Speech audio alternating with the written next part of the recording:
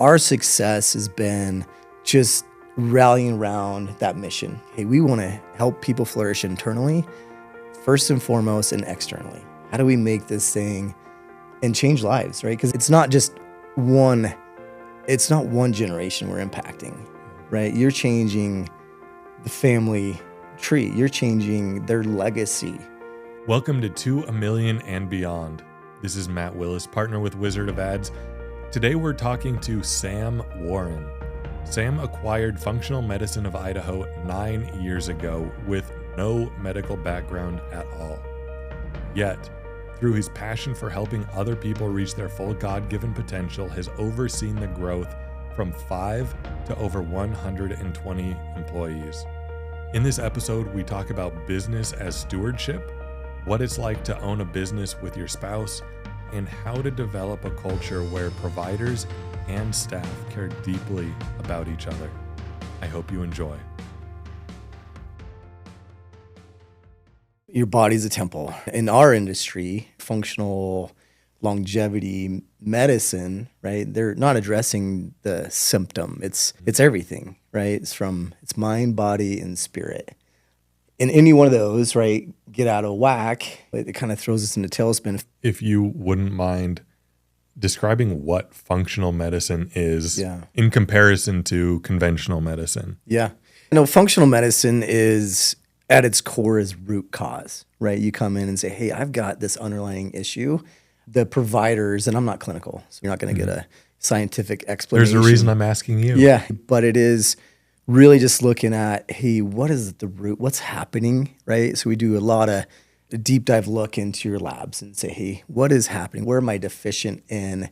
And then we take that, and we all come in different walks of life, right? So we might come in and say, hey, I have no major issues, but I want to be proactive in my thought process. I think COVID was a great eye-opener for a lot of us. And I think now even administration, right, RFK is putting a lot of peptides and removing the black box warnings for hormones for women, which is a big change, right? So we go in and look at, say, hey, where are you deficient? Could be hormones, you could be having an autoimmune issue, or hey, there's nothing major going on. I want to optimize, right? And I know for me, I have to have somebody that I can trust come alongside and partner with me to get me to my health goals I want to be, right? At 45 or 50 or 60, whatever age we come in, or even younger, like, how do I be the best version of myself? And that's functional. It's just really good medicine. It's like, hey, let's address the full spectrum, right? And instead of going after the symptom. Yeah, I love that. So a couple of things that stood out are root cause and how can we be our best selves? Yeah. Because I feel like typical healthcare is how can you be less miserable? And this is about, sure, if you're miserable, you're going to figure out why you're miserable, but it's about helping you get to the best and happiest version of yourself. So you mentioned you don't have a medical background. You now run a meaningfully sized medical organization here in the Treasure Valley. What was that journey like? Yeah, I would never guess I'd be in this space even as I think about it, right, as I reflect over, and it's just by, honestly, the grace of God. The reality of it is like the path, right? It's, hey, you can create the plan, work the plan, but He, biblically speaking, establishes your steps, right? And so that's been my life. Like growing up, small town Idaho, I was just going to go work hard, so I had a work ethic. So, and I was always an entrepreneurial person, and so I started businesses at a young age, and then I went to school. I actually came down to Boise State and got an undergrad, and then went back to get a graduate degree. And in that process, having grown up in small town Idaho, got to know, obviously, as you would, everybody in the community. Mm-hmm. And one of the business owners knew me and took a liking to me at a young age. In fact, he led our youth group, and he was starting a business down in Boise. And he's like, gosh, Sam, I know I'd love to have you come help me get this thing off the ground. And I started working, and this was an ISP. We were an internet service provider. Started out in a little town, community, Hidden Springs, Idaho. And so at 18, I started in that. It was from the ground up, built out. And then from there, we built out fiber optics across I would say Idaho, but mostly Treasure Valley area, communities. I did that for about 19 years. And So I never would have guessed get myself in the medical, but how I got into it is frankly my wife and I, we got out of college and we felt like we're still athletes. We're going to go get it. So we started racing mountain bikes, enduro. And through that process, I got a lot of concussions, like some pretty severe TBIs. And my wife, she's a PA. She started out in foot and ankle orthopedics, doing surgeries, about 5 years in that space, and then moved into rheumatology, another 5 years roughly.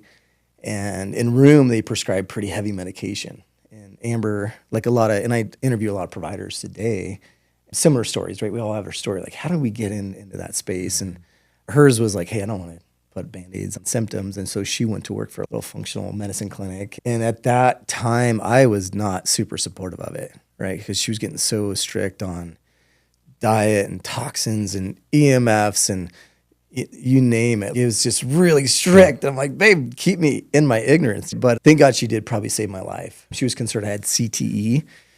And so I was being treated at a clinic downtown Boise, and I just wasn't getting well. Downhill spiral. And the doctor that she went to work with, a little tiny clinic, had just gotten trained in a functional brain health protocol. And so she's like, you got to come in. And I'm like, all right, I'll come in and check the box. And long of the short, I came in and I got well probably within a month's time. Prior to that, it was like 2 years of trying to recover. Okay. And we had little kids, little infants at the time, and I wasn't sleeping. I was just in a deep state of pain mentally. Within a month's time, I didn't have that daily nagging pain. It's not like a headache. It's like a dull pain. But I got well, and the doctor at the time knew I had a business background. I had just taken a buyout from the previous organization I was with, and she looked at me and she's like, hey, I'm looking to pull the chute. Do you guys have any interest? And I looked at Amber, I'm like, hey, what great mission. You guys get to save and change lives, and how impactful that is. I honestly looked at Amber, she's like, I don't want anything to do with the business, but if you do, like I'm in. But so we jumped in and we've evolved it. We took it over about 5 people on the team. And we talk about team a lot, and it's not a cliche thing, right? But that's the reality. It's not an individual, not an employee, not a cog on the wheel. It really takes a unified effort, looking at like different sports, because I'm a big sports guy, football guy. And that's what it takes. It takes everybody doing their role for it to be successful. And so the growth has just been a testament of just really good people. Had nothing to do with me, but had everything to do with bringing on people that were like-minded from a core virtues. There's 3 things that we look for, and these are not aspirational, put on your wall. We look for people that are humble. First and foremost is our biggest starting point. Hungry is the second one, and then heart-centered. And in our space, medicine as a whole, right? Functional medicine, people are in that space for a reason. They're heart-centered. They want to make a difference. But the heart-centered is not a rainbows and butterflies heart-centered. It's love at its core, right? It's action. How do we lock arms and look to the left and to the right of each other and take care of each other? And that is the neatest thing today. And I'll say these things. We talk about them as you're aware, right? In business, you got to repeat yourself over and over. But as any leadership position, you have to always remind, like, this is who we are. But the proof has been in the team doing that for each other. They look to the left and the right and say, hey, how can we first serve our colleagues? Because we all come into life with challenges, right? We bring in heavy stuff. And if we can't help each other, then what are we doing? But it is beautiful to see the teams that lock arms and say, hey, this individual is struggling, or hey, they have a medical condition that they can't afford. And so we put a care fund in place. They say, how do we make sure they can afford this procedure? So we pool and we match anything that the team puts in place. And that's been very impactful, right? And we've had it happen 3 times this year of different situations. And I always encourage our teams, like, hey guys, take care of each other, right? Yeah. A lot of us come in, they don't have amazing families. And we don't get to choose our family, frankly, but we get to choose who we get to work with. And so the team locks arms and say, hey, how do we love on and really carry out those key attributes that are our interknitting of who we are? And so as we recruit, those are the three things that we're about, right? We hire around and we have to prune around those attributes. And we talk about the mission of the organization is pretty simple. It's just helping people flourish. I bring that up every time in a staff meeting, and I get to bring out and talk about success stories, right? There's so many. We've serviced about 30,000 clients a year, right? Patients that come in, and so many amazing, life-changing events that are happening. Our success has been just rallying around that mission. Hey, we want to help people flourish internally, first and foremost, and externally. How do we make this thing and change lives, right? Because it's not one generation we're impacting, right? You're changing the family tree. You're changing their legacy. You have somebody coming in and they lose 150 pounds and they're moving, and you take out their type 2 diabetes, and then their kids see that. And then for long, that's how what's that ripple effect? The kids see it, and then the kids, right? So that's the thing that I'm most excited about in our day-to-day. It's not we're not selling a widget. We're saying, hey, how do we make you and optimize it and really try to make a difference? And that's the special thing about our space. You mentioned that your mission is helping people flourish. What does flourish mean to you / the organization, as opposed to healing or helping them do well? Yeah. What does flourish mean? And I would love to learn more about how do you instill that in the culture with the providers that you have, with the staff that you have. Yeah. The flourishing it's mind, body, spirit, right? And how do we become an advocate for each other internally, right? How do we take care of those functions? And in addition to is we know the compensation benefits is just one component of it, right? And secondarily is you got your culture, right? And then how are we really carrying out our mission? How are we taking care of each other, right? Kind of the physical, spiritual aspect of it, right? And everybody comes in with different walk of life, right? And we're pretty agnostic in that approach. Hey, we're going to come in and love and lock arms with you in any area we can. The flourishing piece of it is, again, multifactorial in that we hey, how do we build an organization where we can provide great comp, great benefits, great package for them financially, but how can we come alongside and help them evolve, right? We have a program in place. They can come into our clinics, and their families can, and utilize the services in the care function. So there's have you heard of the caring matrix? So a care matrix is just identifying those kind of three key elements, right? It's benefits and culture. And then how do we come in alongside and help you guys elevate the tide, right? Bring in opportunities for them to grow professionally alongside of that. And so those are really the three elements that we look to say, hey, how do we come in and help you guys and get you into your sweet spot? Because we have a lot of providers that come in and say, hey, all I know that I want to be a part of a proactive thinking. I don't want to be reactive and throwing Band-Aids on symptoms, the proverbial Band-Aid on symptoms.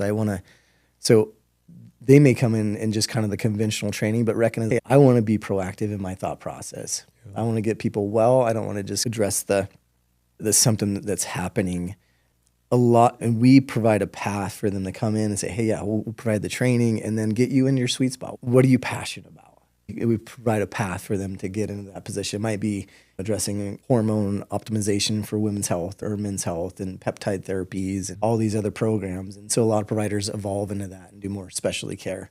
So, yeah. Yeah. I'm curious, could you take us back to when you acquired Functional Medicine of Idaho? Over 70% of small businesses never actually sell. And I'm curious what the process looked like within your and Amber's relationship. How much time did you spend thinking about it? What were the primary drivers in the decision to pull the trigger? And how was it different than you were expecting when you went through with the transaction? I never, early on, I didn't think like, hey, let's take it and let's grow it and make it to what it is today, right? We have 4 locations, service about 13 states today, 27 providers on staff, 120 plus people on the team. And that was not my vision at the end of the day. Okay, I just knew like, hey, this is a really good mission, right? And so that was at the core. But as we've evolved, as over time, I saw the necessity. I'm like, man, what an opportunity, right? To really make a big impact, not just in the Treasure Valley, but across Idaho, across the Northwest. So early on, I wasn't ever thinking, oh, that was never the intent. It was always like trying to be used, right? Okay, here's where we're at, and trying to be faithful to the mission, right? And we all have them, right? Hey, there's opportunity, right? That's in front of you. What do you do with it, right? How do you take it to the next level? And it's always been so for me, like that was nothing I was looking at. Hey, let's really take in and blow this thing up. That was never the intent. But I also recognize like early on, I've always wanted to be just comfortable, right? But I know that's not where the growth is. Yeah. We know, right? It's everything that's worthwhile is uphill, and business is hard, right? Because you mix in the human element and the market complexities and the change, especially in the medical space, a lot of red tape and insurance and COVID and so many different areas, right? So you're always evolving. But I've learned and just to try to get comfortable with being uncomfortable. And I'm still working on it. And I think that has been the cusp of where we're at, where we're going, and saying, hey, God, how can you use me? I'm nothing special. But I also recognize that he did extraordinary with the ordinary. Look at David and Paul and all the examples that we have. But it doesn't mean that it's easy, right? I think you had a gentleman on your podcast maybe months ago, but I loved what he said. He's like, hey, everything that is good is on the other side of hard. Yeah. And that one was it just resonated with me because it's real. It's hard. And I think we look at raising our kids to marriage. It's hard, right? But you put in the work and you're going to see the fruit, right? You do it. You get up every morning. You set a cadence of like, man, I know for me to be my best self, I need to be in the Word. I need to abide and say, God, use me today. And there's times I'm like, man, careful what you ask for. Yeah. And because he's going to put you through trials and test you. But I'm like, man, like, why is it hard? Because I do want to, and I talked to Amber about this last night, is like, I'm pretty wrung out through the day. I get home and I go spend time with the boys and then my wife, and then I don't have a lot to give, but at the same time I recognize, man, I need to go check on her heart. And she loves to walk. So she's like, hey, let's go for a walk. And I'm like, oh, babe, I just want to sit down here and just enjoy and zone out for a minute. But I also know, I'm like, no, that's something that would fill her cup. Like, I think that's just it. Like, God has put us all in a position, and it's how we're used, right? It's like, hey, I know this is not easy, but it is his plan. And I have a choice. I can lean into it. It's the book of Esther, right? And Malachi went to Esther and said, hey, if not you, he will use somebody else. This is his plan. And if not me, he'll use somebody else to use and carry out his plan for his good, right? And so it makes me I need to step into that. But that's not, he never said it was, in fact, he said it's going to be hard. Yeah. There's persecution, and I'm no biblical scholar, so just know that. But I get in the Word and I like, hey, lean in and say, God, where do you want? How do you want to use us? And it's been special. I will say that. And I hope I can look back and say, man, there's growth. And it's hard in the day to day. We listened to a good sermon and he said, hey, it's just the growth by 1%. Like it's a 1%, right? Year after year. And so it's been a journey, but it's just always leaning into those things that are uncomfortable and trying to challenge yourself every day, right? Do something that puts you out of your comfort zone, getting up and for me, some things we do in the clinic is, hey, you need to lift heavy, right? And that's not comfortable to maintain my muscle so I can age well, right? So every day we get up and we teach the kids to do the same, like do something that challenges you every single day. And sometimes that's just going on a walk with our spouse when it's something like, man, I'm smoked, but I need to go love my wife and put her needs before my own. That's amazing advice. It makes me think back to, I went to a church men's retreat a while back, and there was a car full of us guys. We're going to go home from an exhausting weekend and take the kids so that our wives could have some space to decompress. Yeah. And the single guys, I don't have it in me. I don't know how you guys possibly manage to give after how tiring that weekend was. And I looked back at him and I'm like, you don't really have a choice. And that's partway true. But what I've also noticed is so often guys assume a level of comfortability in their life. And I'm working 40 hours a week and I have almost an entitlement to watch college football. Right. I have an entitlement to rest and put my feet up when I get home. They wouldn't use the term entitlement, obviously. But what I hear you saying is, when we push ourselves is when we get everything good in life. If you insisted on putting your feet up regularly, you wouldn't have as deep of a relationship with Amber as you do. But it's because you do the hard work, you sacrifice, you don't allow yourself to do the comfortable, that you guys have as deep of a relationship. Same thing with hanging out with the boys after work. Same thing with lifting heavy things. It's all a choice to put yourself under pressure, to force yourself to do more and harder than you thought that you could possibly muster. And there comes a point where you begin to realize, I can do hard things. And the things that I thought were hard before are no longer hard. Right. I mean, it's all muscle to be built. I'm curious, speaking of marriage, your wife was present when you had that conversation with the former owner of Functional Medicine of Idaho. Yeah. And she's walked with you along this journey from 5 employees to over 120. How has it been navigating marriage while your wife is part of the organization that you're leading? Yeah. Man. How are you protecting marriage Yeah. in the midst of all of that? We knew early on and I told him, like, babe, if we have to work together, we're going to choke each other out here. But the beautiful thing is I'm not clinical and Amber is, but we knew early on for this to be successful, we'd have to put a really strong team in place. And we needed a medical director, chief medical officer, where she didn't have to carry that weight. And so early on, we put that structure in place and some of the boundaries too. And so that has been a huge impact. I would say early on, it was a lot of fun, right? Because I was learning her world and it was exciting and it was fun. I would say the first 3-4 years we had a great time. And I think it deepened our relationship in the same time, but also challenged it. Again, we talking about the difficulties that really shape us, right? And through them, there's a lot of fruit because of it. What I try to do for Amber specifically, she works in the business, so she's 2 days a week as a provider.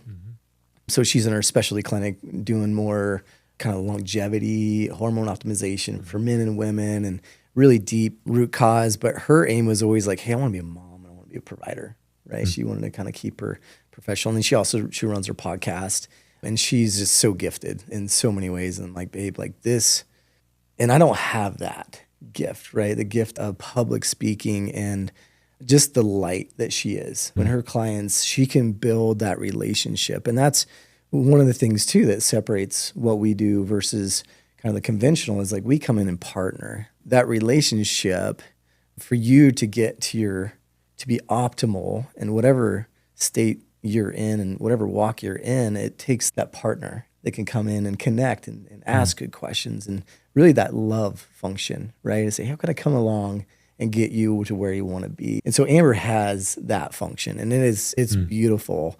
And I share that with her every day. I'm like, babe, let your light shine. You are a light to so many. And that is I would say for her to lean into that calling has been so special. And in addition to what I'd say is having the boundaries of like, hey, the administrative side. And I would say too that we're still kind of working through today because she'll see things that are not working well. And as an owner, it's hard to not say anything or go in and try to fix things, right? But we do have a chain of command, but we have leadership layers in place. And so those are things too that she's still trying to navigate. Okay, I need to go so I don't step over and undermine the clinical manager or the clinical director or my chief medical officer. But yeah, it's been a challenge, I would say. For me, and I try to shield her from it because it's, as you're aware, there's ups and downs and valleys and peaks. I feel like I've never would say I'm on the mountaintop. And I think maybe it's by his design is to always kind of keep me humble, right? But it's always challenging. And I try to do my best to shield her. I think that those of us who work with our spouses and especially if they're not on more of the executive team, keep that separation. And so for me, I have to have somebody I can lock arms with, right? Everybody needs the Paul, Barnabas, and Timothy, right? And I need my Barnabas, right? I need my Pauls I can lock arms with. So otherwise I'd come home and it'd be lonely, right? They talk about, hey, it's lonely at the top. I don't agree with that statement necessarily. You hear it so many times, but if you're isolating yourself, yeah, it can be lonely. But if you have those colleagues, mentors that you can go to and download and say, hey, here's where I'm struggling. I need prayer here. Important. That is what's been the game changer for me. Yesterday, we actually had C12. It's the kind of faith-based executive group here in the Valley. And it's been so impactful for me from a leadership perspective, but also as a husband and a father, right? That balance will, right? You got your spiritual and your finance and your marriage and your walk with God. And that accountability piece that I can't go to my wife and burden her, right, with any of those things, right? But we have to have men, right? The iron sharpening iron that we can lean on each other because it is hard, right? We're in a battle every day. And if we don't have those guys that we can lean on, it's tough, it's lonely, and you're isolated. And so I try to keep Amber shielded from that. I would say it even then is a challenge, right? Because I'll come home and I process out loud, right? And she's like, you're always walking around talking to yourself. I'm like, well, nobody else will listen to me. But yeah, but she sees the weight on, from time to time. But what I would say is another, just a tremendous attribute of Amber's is trust in me. And I mean, it scares the heck out of me, honestly. I'm like, you trusted me with this. But I would say not necessarily empowering, but yeah, she has that trust and respect of like, hey, babe, whatever you think, I'm game. So she's pretty well shielded from the big picture business. What's been helpful is to give her a voice, right, as an owner, right, to where she can speak on a regular cadence. Whereas I would say the last couple of years, so we've had the business for about 9 years now, and the first 3 years, so she was pretty heavy involved in kind of the day-to-day and the leadership meetings, and we were able to bring in that medical director, chief medical officer, so she could work her way out. And she had lost her voice. And so this last year, we kind of put a cadence in place to where she can meet with our chief operations officer and clinical director and just kind of weigh in like, hey, here's how I see things going. And that's been really fruitful, I think, for her to have a venue to voice concerns or what's working, what isn't working from her perspective. And so I'd say that's worked well, but it's been a dance. Figured out how do we best do that, but and I think that's the challenge is really making sure you can build out a cadence and appropriate boundaries for each other and grace, right, through the process. Would you say you bring the same heart to work with you that you do to your family? I try to, right, but there's again, a human element. I come in and there might be a stressful situation or something's not going right. And I'm not a good actor. So I kind of come in and I carry things on my sleeves and people see it in the office. But I also recognize some of the best advice I got is, hey, Sam, slow down and just look up when you're walking through your offices and spend time and build those relationships. I think it's really important. And I'm able to do the same at home, right? Where I can pause, and we live at the end of a dirt road, right? So in my mind, one of my Barnabases that I get to meet with, a mentor, and he's, when you're driving home, figure out where that position is where you can turn off the work, and then you can really focus on the family, right? And so I hit this dirt road, and I know I'm like, all right, and that's when I pray. I'm like, Lord, give me the strength and the patience as I walk in the doors to love well. And it's far from perfect, and my wife will be the first one to tell you that, but it's been helpful, right? In terms of, okay, I know like I need to put my phone down, right? I have LinkedIn. I don't have Instagram. I don't do social because I just don't have the capacity. And my wife gives me a hard time. Your head's in the sand. I'm like, yes.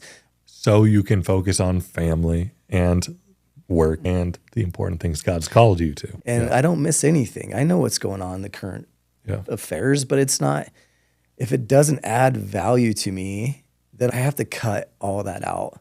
And so it's been a process, and I'm learning, and as we all are, is saying, hey, how do I take out those distractions so I can put more in, right, to the people at the office, to my greatest mission is my family, right? My discipleship time that I get to spend with my boys, that I get to spend with my wife. And it ebbs and flows, right? Like I can't tell you I've had a day of, man, I've crushed it, but that's the aim. More times than not, I have to go to my wife, my hat in my hand. I'm like, babe, I'm really sorry. I need you to forgive me on that one. But yeah, those are areas that I've grown a lot in terms of like, hey, developing those relationships, of course, at home. First and foremost, that's our greatest purpose, right? Is, hey, God, gift us with these kids, with this wife that you're undeserving of, frankly. I've told that to Amber a lot. In fact, we do a vulnerability kind of exercise as we bring in new team members. And it's the 3 H's. Who's your hero? What's your highlight? And what's a hardship? My highlight has always been Amber. And I share that with the team. I usually do it with a lot of tears involved, but I'm not deserving. I've made so many missteps in my life. And I know that God brought her for me for a reason. And it's that, hey, I'm gifting you and you're not deserving, but she's been such a light for me and our spouse as they are, right? It's designed for marriage isn't to make us holy or happy, but it's to be holy, right? And to get there is through we're selfish, right? And that is me at the core, is like I make and have made decisions based on me, but I know, hey, that's the design to become one, right? And I had to do that and lean in, and that's something I try to lean into daily. But it's been a work in progress, but it's been a blessing. You've used the terms related to your business. You want to be used. You need to be faithful. Those, to me, strike me as more stewardship words than ownership type words. Yeah. What's the difference, and why does it matter? It's not mine, right? It's kind of our marriage, right? Hey, she's mine.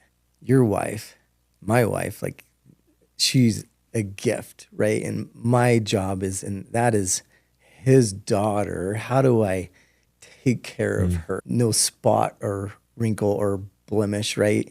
Again, you probably can quote some of that, but those are gifts. And same thing, that whatever we have in front of us, whether it be a business or our kids or our wife, our spouse, our friends, anything we have in front of us, okay, I've given you this to steward, right? To develop, to grow, and whether those resources, the financial resources, hey, how are you using them? Are you using them for my good, my glory at the end of the day?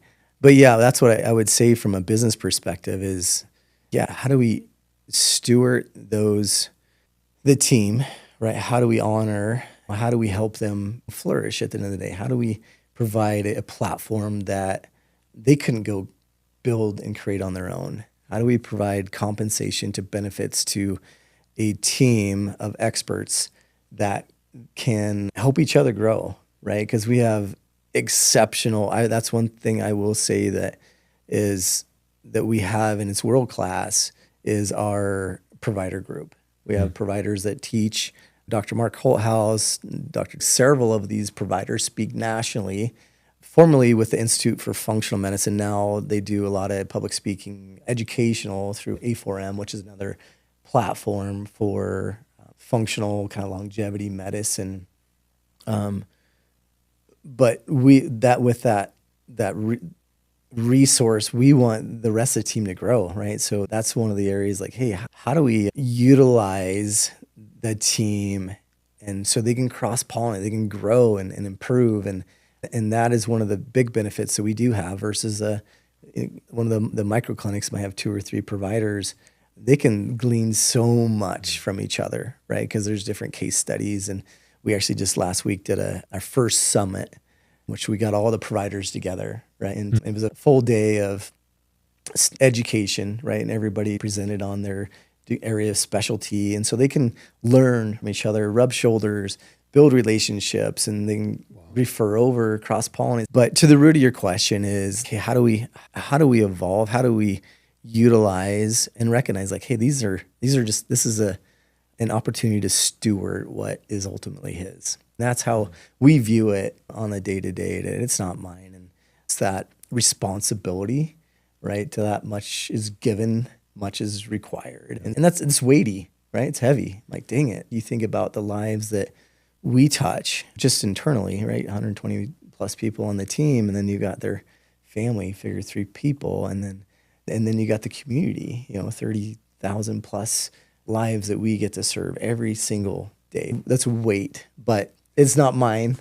Fortunately enough yes, I take full responsibility, but at the end of the day, hey, I know he won't give you anything that you can't handle. And so I have to lean on that. We have just an exceptional team that ultimately he's orchestrated. So it's been a really neat part of it is, we do what we can from a recruiting perspective and from there, make sure they kind of meet core values. And we've been very fortunate to bring on people that are kind of equally yoked and bought into the mission, right? Not just functional medicine. Of course, that's foundational, but like who we are, right? Is really like, hey, how do we love, right? And as you read the definition of love, there's so many functions, right? But it's that subservient. How do we wash each other's feet? And it's imperfect, trust me. Of course. But that is the aim is, hey, we always say, hey, we're striving for perfection, hoping we can land on excellent, but that's the desire. And so from a stewardship perspective, that's the direction, and day by day, and that 1% growth is what we're striving for.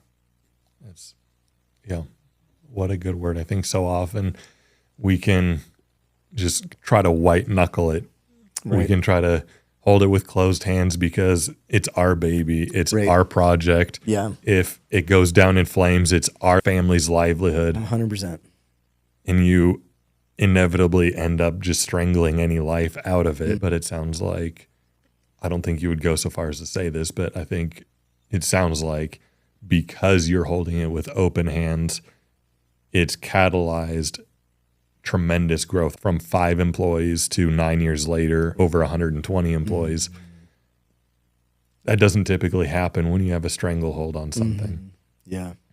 I'm curious, you've mentioned some about physical health, like traumatic brain injury, and you've talked a little bit about mental health stuff.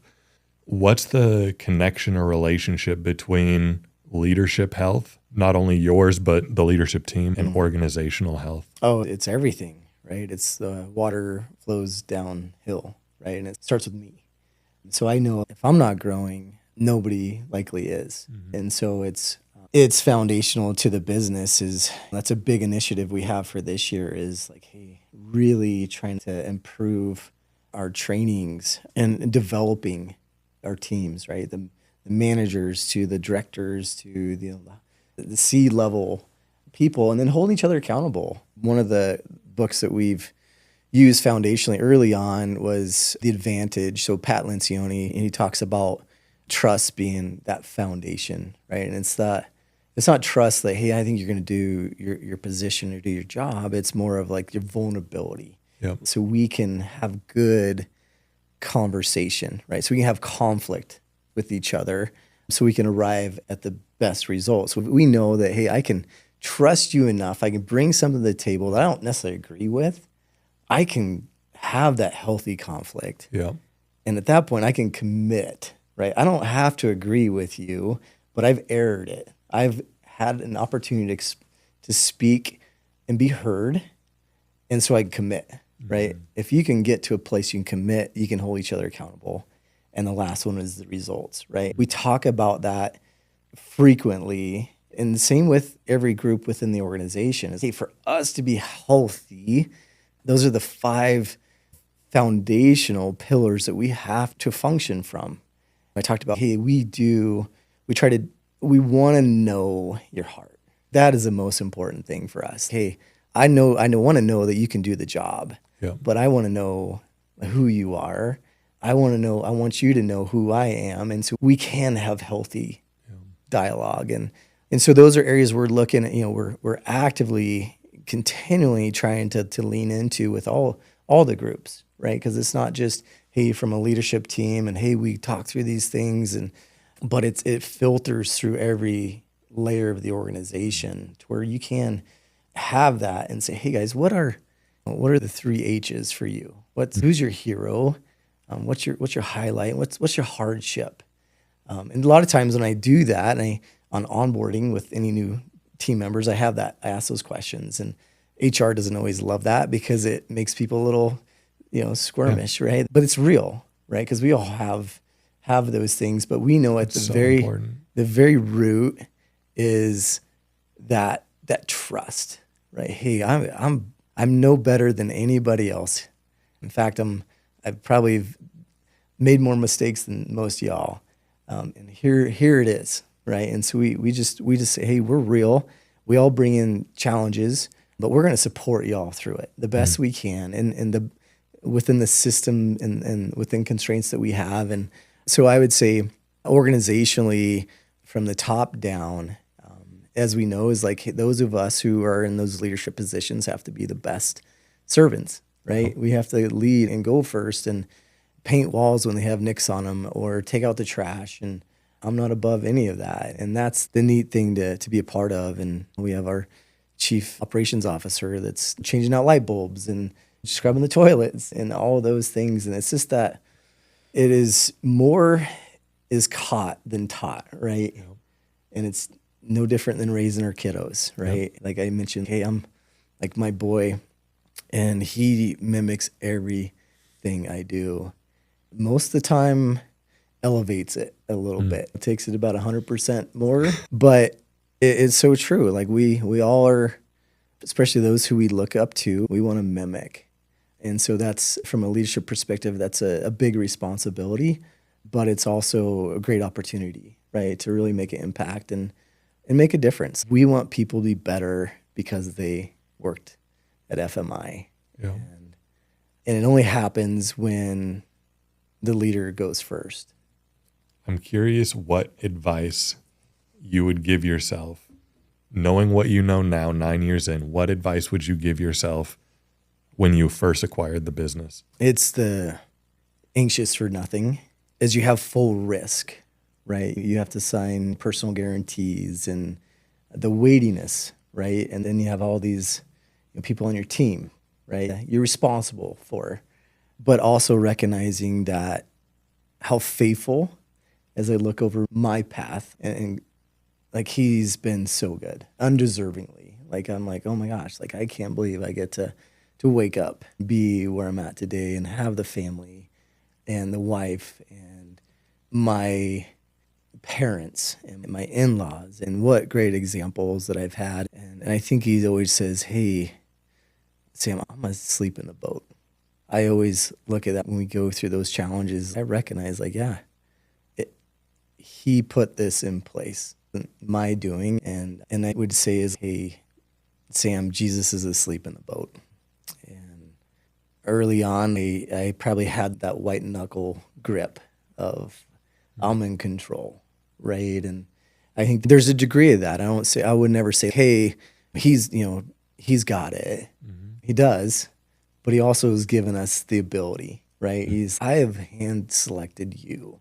Yeah. But knowing, hey, if I can carry out his function, that everything will work its way out, and it will be successful. Mm. And but yeah, early on, yeah, it was always probably a control and slowing down, and really building those relationships with the team, and not viewing any one person as a function, right? But it's the moment a client walks in the door and has that interaction with the front desk, that sets the tone, right? And when I always tell, like, hey, your roles are so much more impactful, more important than mine. Mm-hmm. And I don't want anybody to take that for lighthearted. Like, it's a big deal. And so I would say early on in my career, I don't think I always had that perspective. But yeah, it's that recognize, hey, you build a plan and you work the plan, and everything will take care of itself. But yeah, it's the working of the plan, getting up and grinding. And it's not easy, because a lot of times you want to be comfortable. Like, I don't want to at times, right? Even in this podcast, like, this is not something I'm like, at the same time, I'm like, yeah, no, like, I not shying away from the things that are uncomfortable, right? Sure. And trying to lean into those and just resting in that. The good is through the heart. I love how you phrased it earlier. I'm curious, this could be the same or different, but what legacy do you want to leave for your kids as well as for the providers and staff? I've had the best example that any boy, any man could have. And that came from my dad. And it wasn't that he wasn't out slaying giants, but he was, in my eyes. It was the way he loved, and the way he loved my mom. And youngest of 4, and my parents made marriage look easy. And so I always had this ideal, growing up, little house on the prairie, truly.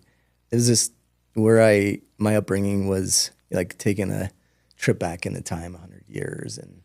But I bring my dad into this because the example that he's given me and my siblings has been so impactful. So it wasn't because we had everything. In fact, we didn't have much at all. I would say we were pretty poor growing up, but I didn't know it, right? And in fact, I appreciate that. I had to work for everything that I had at a young age. I go out and had to change irrigation to feed the cows and I never had any handouts. I had to buy my own clothes in junior high and high school, and buy my own season passes and my own skis if I wanted to do that. Everything I had to work for.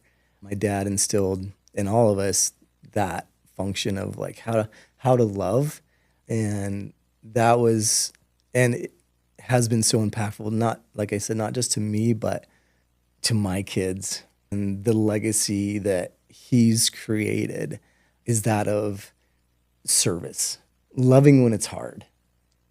And that's my aim. I'm far cry from it. Like my oldest, I tell you a little story. Like I was married for a little over a year, and that's where my oldest, Gabe, 18-year-old, and that's been really a challenging thing for me too, to absorb, right? Because I haven't been able to give him what I had growing up, which is that influence of like, hey, here's the day-to-day example, right? But through that my aim is like how to show, right? And to show up every day for my boys, Gabe included, but to be hands and feet of Jesus and to show that example, right? It's more as caught than taught, right? Of how I'm living my life for them. That's my, as leaders of our home, leaders of our businesses, is how do we carry ourselves? Are we true to what we say we are? And when we fall short, that we can go and fall on the sword and say, you know what, I screwed up. I need your forgiveness. So from a legacy perspective, if I could become half the man that my dad is, I'd be doing really good. But yeah, that's the aim. Like our goal is, as we evolve, is if it's better for the team, those are opportunities we look at, right? Because I can only take it so far. And I know that from a financial perspective to benefits to opportunities that are out there.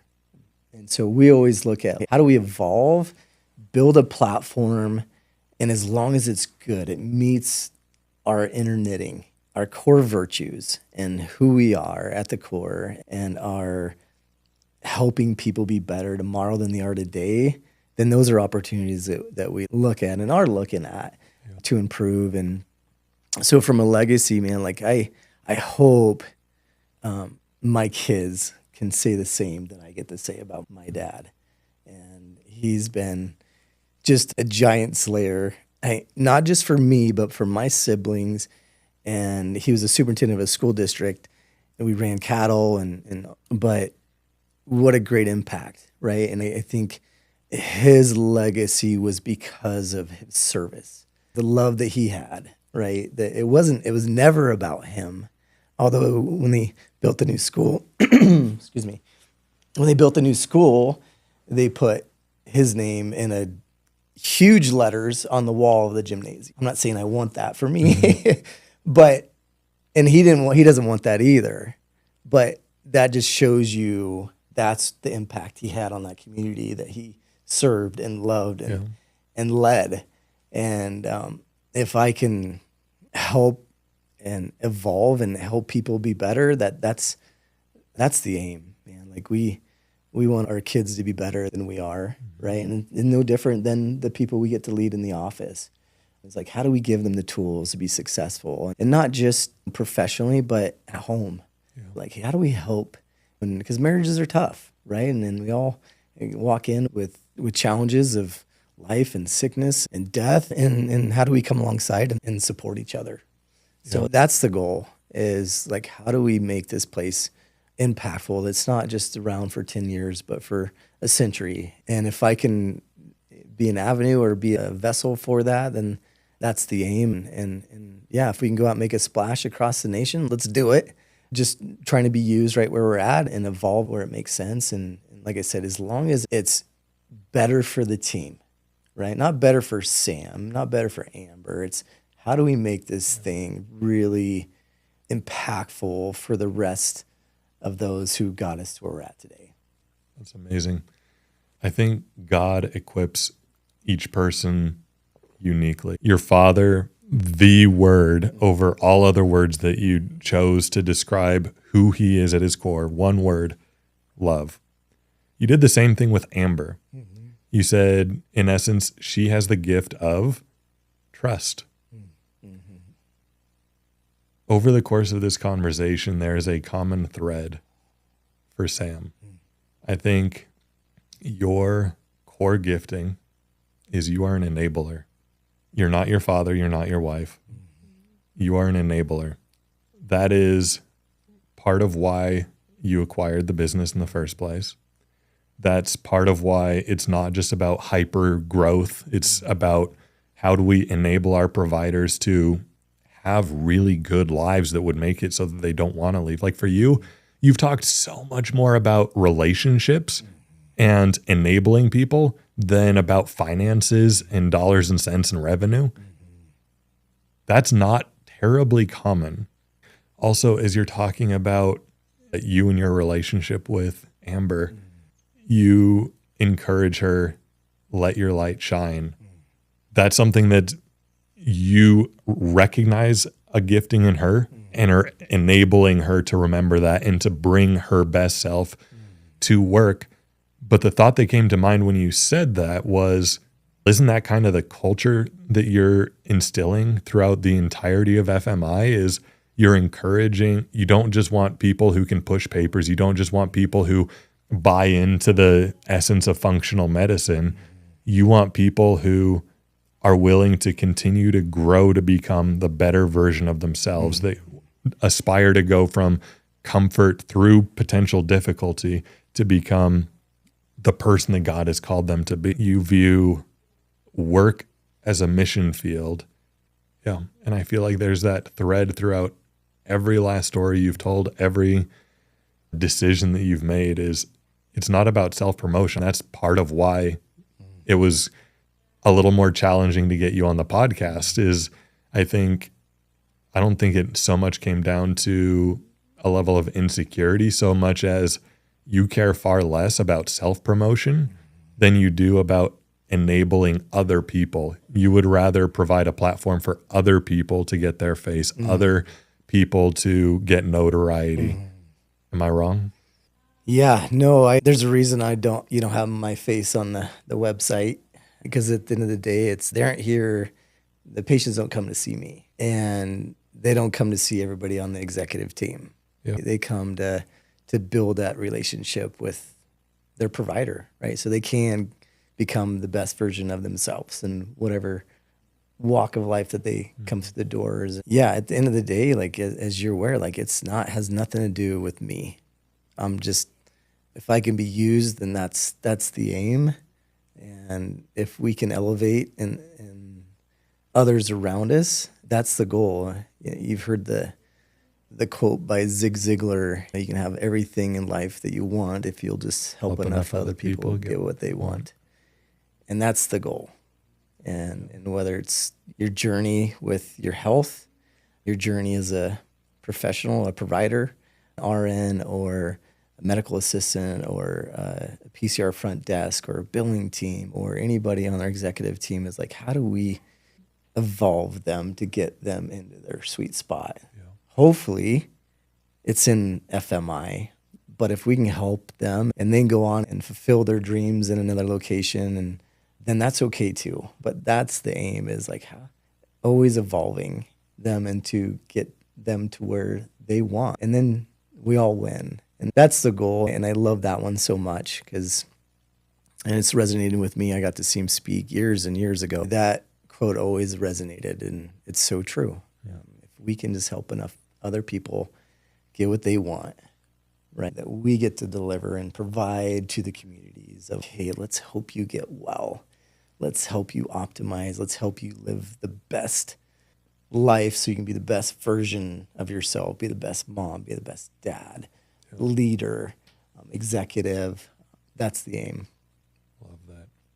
My friend, I'm so thankful we've had the opportunity to connect today, and so thankful for the leadership that you and your team are showing in the Treasure Valley. There's obviously desperate need for the kind of work that you guys are doing, and it's truly a gift to have been able to sit down with you today. No, thanks for having me. I greatly appreciate it and honored to be a part of it.